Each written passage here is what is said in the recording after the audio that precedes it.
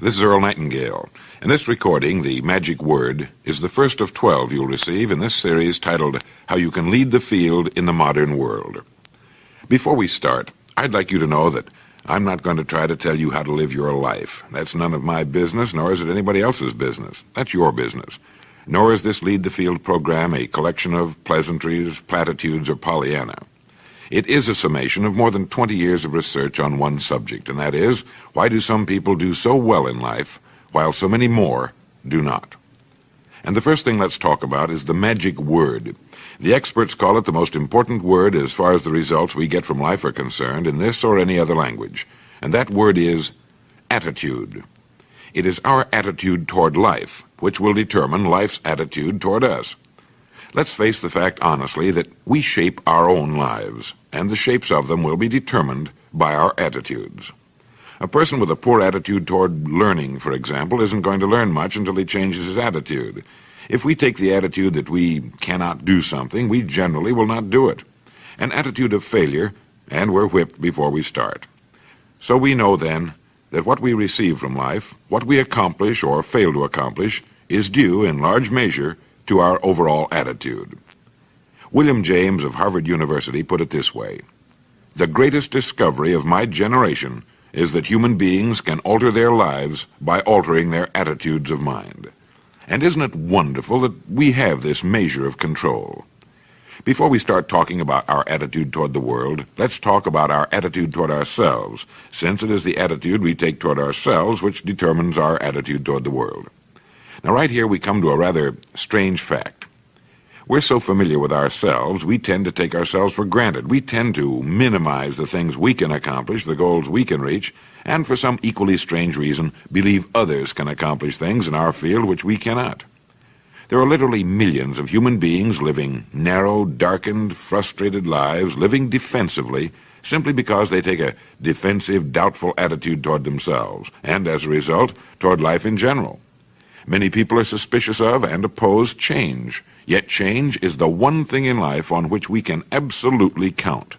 People who stay young all the years of their lives not only welcome change, but see it for what it really is: new opportunity, new chances for further fulfillment. Attitude is a reflection, a result of a person's will. It is incalculably powerful. It can bring about marvelous results for us, but we need to train it patiently, day by day.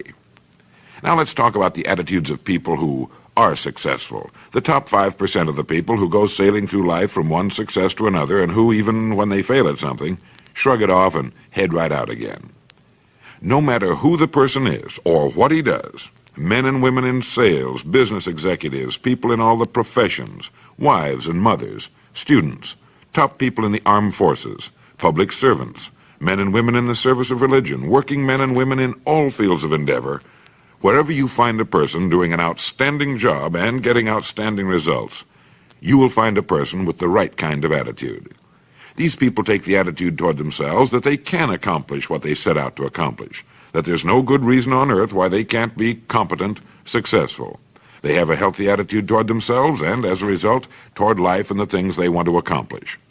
And because of this, they achieve some remarkable things, and they come to be called successful, outstanding, brilliant, lucky, and a lot of other things.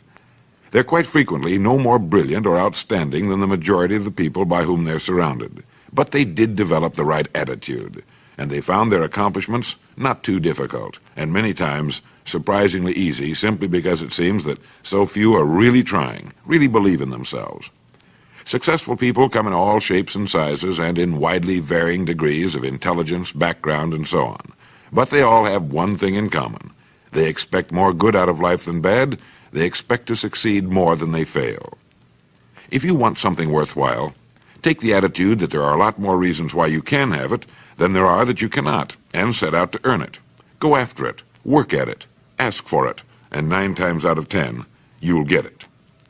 Our environment is really a mirror of our mental attitude. If we don't like our environment, we have to change our attitude first. Now, the world plays no favorites. It's impersonal. It doesn't care whether we change or not. Adopting a good, healthy attitude toward life doesn't affect the world and the people in it nearly as much as it affects us. It would be impossible to even estimate the number of jobs which have been lost, the number of promotions missed, the number of sales not made, the number of marriages ruined by poor attitudes. But you can number in the millions the jobs which are held but hated, the marriages which are tolerated but unhappy, all because of people who are waiting for the world and others to change toward them, instead of being big enough and wise enough to at least make a test which will prove beyond any shadow of a doubt where most or at least a big part of the trouble lies. Studies made of the lives of literally thousands of successful people have shown that they radiate confidence, assurance, they expect success, and they get success. You can spot these people by the way they walk, by the way they look and act. You can feel it about them when they enter a room.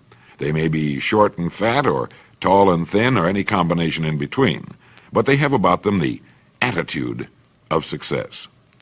In the record Greener Pastures, I'll get into this next statement, but right now I want you to realize, if you don't already, that in 5 years or less, you can get right to the top of the work you're now doing. I know this, but the important question here is, do you know this? The minute you do know it, you'll have this right attitude I'm talking about. The easiest and most effective means of forming a good attitude habit is to begin to act as though you have a good, positive, expectant attitude toward life. That's right. Begin right now to walk, act, and look as though you belong to this group. If you're already in the top 5%, you'll know what I mean. If you've never tried it, you'll be amazed at what happens. Actions trigger feelings, just as feelings trigger actions. Now, let me tell you of a little test you can make which will prove beyond any shadow of a doubt that a good attitude can change a person's life as dramatically as walking from a darkened room into the bright, clear light of day. Not long ago, I read a line which went, "Life is dull only to dull people." This is true, but it also could have read, "Life is interesting only to interesting people," or "Life is successful only to successful people." Now, what I'm trying to say is that you must first become, mentally, from an attitude standpoint, that which you wish to achieve. A famous restaurateur was being interviewed by a reporter who asked, "When did you become successful?" He replied, "I was successful when I was sleeping on park benches, because I knew what I wanted to do and that I would do it." In short, his attitude had been one of success, of expecting success long before the material, the tangible rewards of success had been earned. We'll get into this particular phase of Lead the Field in record number 3, A Worthy Destination. But for now, remember that a person must act, look, and because of these things, feel successful before the success he seeks can come. Chances are you know people who seem to be what others call lucky. All kinds of good and wonderful things seem to happen to them, and they give the impression of happily sailing through life, having a wonderful time, and getting more accomplished in a year than most people do in 5. This has been figured out fairly scientifically, and if anyone will conscientiously go about the test I'm going to recommend, and stay with it every day for the next 30 days without fail, that person can join this small, happy, and extremely productive group of people.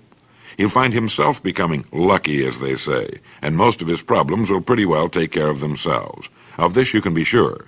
The results will be nothing short of amazing. Now, it makes no difference how good a person's attitude has been in the past. Anything can be improved upon, and it's the small refinements upon something already good that makes it great. So here's the test. For the next 30 days, act toward the world, everything and everyone with whom you come in contact, with the attitude which represents the kind of results you want to achieve. That is, if the result you want is more success in what you're doing, act as though you are already in possession of the success you seek. If you want others to treat you with admiration and respect, treat others with admiration and respect first. Have you ever stopped to think of this? Every human being on earth is the most important human being on earth as far as he or she is concerned. You may never get anyone to admit it, but it's a fact. So for the next 30 days, treat every person with whom you come in contact as the most important person on earth, remembering as you do so that as far as that person is concerned, he is. Now, the reason I say treat everyone in this fashion is mainly because this is the way human beings ought to treat each other, and because it will help you form a habit that will bring you amazing and delightful results for the rest of your life. Have you ever noticed that the higher you go in any organization of value, the nicer the people seem to become? You see, the bigger the person, the easier it is to talk to him, to get along with him, to do business with him. You know why? It's because he's got a good attitude, and people with the best attitudes just naturally gravitate toward the top. So for 30 days, act toward others and the world at large in exactly the same manner you want the world and others to act toward you. Treat your wife or husband as the person he or she really is, the most important person in your life, and the same with the children. Carry out into the world each morning for 30 days the kind of attitude you would have if you were the most successful human being on earth. And notice how it quickly develops into an habitual attitude. When a person does this, he should realize he has already placed himself on the road to what he seeks. He is right now in the top 5% of the people in this or any other country. He has prepared the ground and planted the seed. He has made of himself a magnet, an embodiment of that which he seeks. Before metal can be cast into a desired shape, the mold, the expectant receptacle, must first be fashioned. Before a building can be erected, the excavation must be made and the foundation laid. And before a person can achieve the kind of life he wants, he must become that kind of individual. He must think, act, talk, walk, and conduct himself in all of his affairs as would the person he wishes to become. He is then actually that person, and the things that person would have and do will naturally come to him. Almost immediately, a change will be noticed. Irritations that used to frustrate and annoy disappear.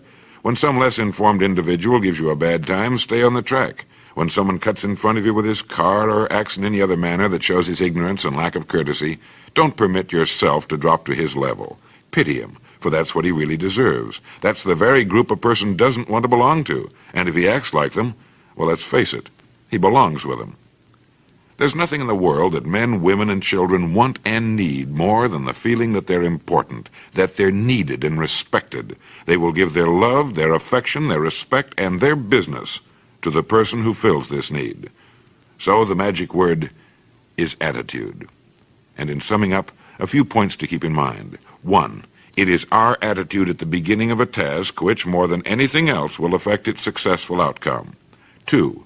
It is our attitude toward life which determines life's attitude toward us. 3. We are interdependent. It is impossible to succeed without others. And it is our attitude toward others which will determine their attitude toward us. 4. Before a person can achieve the kind of life he wants, he must become that kind of individual. He must think, act, talk, walk, and conduct himself in all of his affairs as would the person he wishes to become. 5. The higher you go in any organization of value, the better will be the attitude you'll find. 6. Your mind can hold only one thought at a time, and since there's nothing at all to be gained by being negative, be positive. 7. The deepest craving of human beings is to be needed, to feel important, to be appreciated. Give it to them, and they'll return it to you. 8. Look for the best in new ideas. As someone said, I've never met a person I couldn't learn something from. 9. Don't waste valuable time broadcasting personal problems. It probably won't help you. It cannot help others. 10. Don't talk about your health unless it's good. 11. Radiate the attitude of well-being, of confidence, of a person who knows where he's going. This will inspire those around you, and you'll find good things will begin happening to you. And 12, lastly, for the next 30 days, treat everyone with whom you come in contact as the most important person on earth. If you'll do this for 30 days, you'll do it for the rest of your life. In the next recording, I'll talk to you about greener pastures. But now in closing, remember the words of Walter Dill Scott of Northwestern University. Success or failure in any undertaking is caused more by the mental attitude even than by mental capacities. Maybe you saw the news item some time back about a Canadian farmer who sold his Stradivarius violin for, I think it was in the neighborhood of $60,000. He sold it to the same New York City dealer he had bought it from many years before. The dealer paid him more for it than he had paid, and that's because, of course, the violin had appreciated in value over the years and because of the shrinking buying power of the dollar. But the farmer sold his precious violin by the world's most famous violin craftsman because, as he put it, I'm getting old and I have no children to leave it to, and by getting it back in the hands of the dealer, he knew that it would wind up with someone who would treasure it as he had. Antonio Stradivari, the Italian violin maker, lived from 1644 to 1737. That's 93 years at a time when the average lifespan was about 30. He worked alone, although later in his life his sons helped him. No committee advised him. No one made decisions for him. His tools were primitive, but that was not important. He put himself into his work. All the world's tools couldn't make up for that. When he was finished with an instrument, when he was sure that his work measured up to his own personal standards, he signed his name to it. And today, more than 200 years later, his name is a household word all over the world. Everybody's heard of Stradivarius, the Latin form of the name that he inscribed on his violins.